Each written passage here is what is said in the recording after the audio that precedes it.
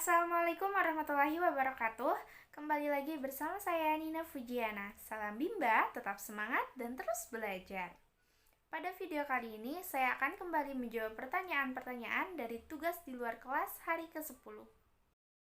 Baik, langsung saja ke pertanyaannya tentang tema kurikulum baca 1.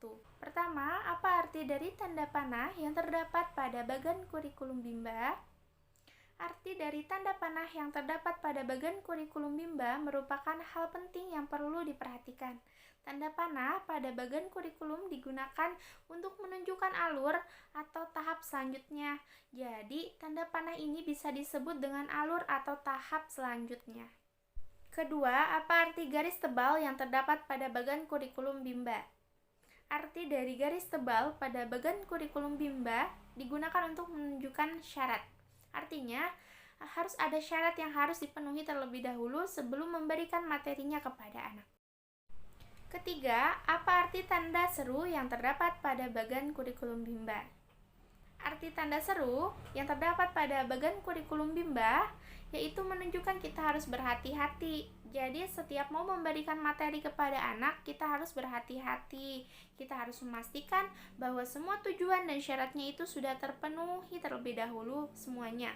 Nah, jadi tanda seru ini harus diperhatikan dan jangan disepelekan.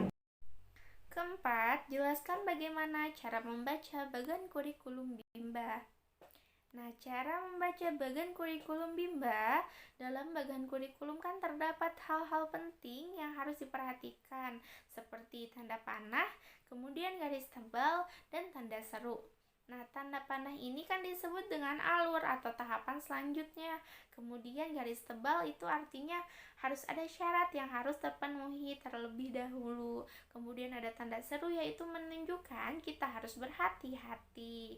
Nah, maka dalam membaca bagan kurikulum ini, misalnya pada bagan kurikulum menunjukkan garis panah yang ada di atas garis tebalnya itu 3, maka syarat yang harus dipenuhi ada 3. Dan jika ada tanda garis panahnya di atas garis tebal itu ada 2, maka yang harus dipenuhi itu dua-duanya.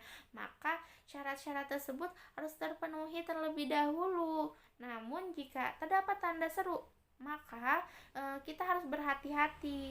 Kita harus berhati-hati dan memastikan bahwa semua tujuan dan syaratnya itu sudah terpenuhi terlebih dahulu. Jadi setiap mau memberikan materi kepada anak, kita harus berhati-hati. Kelima, apa syarat HSAIUEO? Nah, syarat untuk ke modul HSAIUEO yaitu HVAIUEO. Karena di sini tidak ada garis tebal, jadi setelah HVAIUEO dapat diberikan langsung HSAIUEO. Keenam, apa syarat modul B1A? Nah, terdapat syarat yang ditunjukkan oleh garis tebal. Nah, di atas modul B1A terdapat garis tebalnya, dan di atas garis tebalnya terdapat 3 tanda anak panah. Maka syarat untuk memberikan modul B1A ada 3, yaitu D4HVK, HSAIUEO, dan HV BDG KMPSY. Semua syaratnya harus terpenuhi terlebih dahulu sebelum diberikan kepada anak. Ketujuh, apa syarat modul B1B? Nah, syarat itu ditunjukkan oleh garis tebal. Nah, pada modul B1B terdapat garis tebalnya, dan di atas garis tebalnya terdapat 3 anak panah. Maka syarat untuk memberikan modul B1B ada 3, yaitu D4HVS, HVJ-LNTRC, dan B1A. Maka ketiganya harus terpenuhi terlebih dahulu. Kedelapan, apa syarat D4HVS? Nah, syarat yang ada di atas modul D4HVS terdapat garis tebalnya itu maka di atas garis tebalnya terdapat 2 anak panah. Maka syarat untuk memberikan modul D4HVS ada 2, yaitu 4HVS dan D4HVK. Maka kedua syarat tersebut harus terpenuhi semuanya. 9. Apa tahap selanjutnya setelah 4HVK? Nah, tahap selanjutnya setelah 4HVK adalah 4HVS dan D4HVK.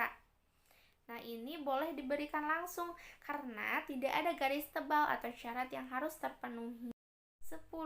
Apa tahap selanjutnya setelah B1A? Tahap selanjutnya setelah B1A adalah B1B. Namun, modul B1B ini tidak boleh diberikan langsung karena modul B1B ini terdapat atau terhalang oleh garis tebal atau ada syarat yang harus terpenuhi terlebih dahulu.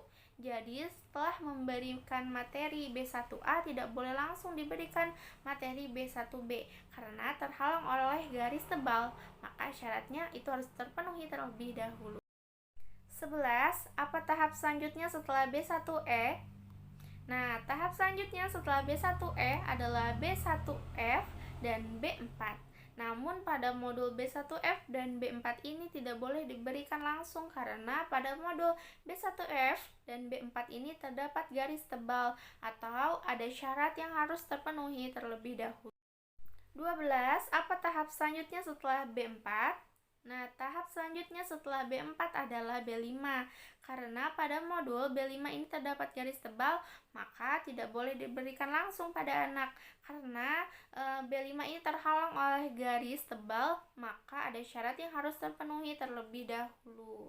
Baiklah, itulah jawaban dari tugas video kali ini. Mohon maaf bila ada kekurangan. Terima kasih. Wassalamualaikum warahmatullahi wabarakatuh. Salam Bimba, tetap semangat dan terus belajar.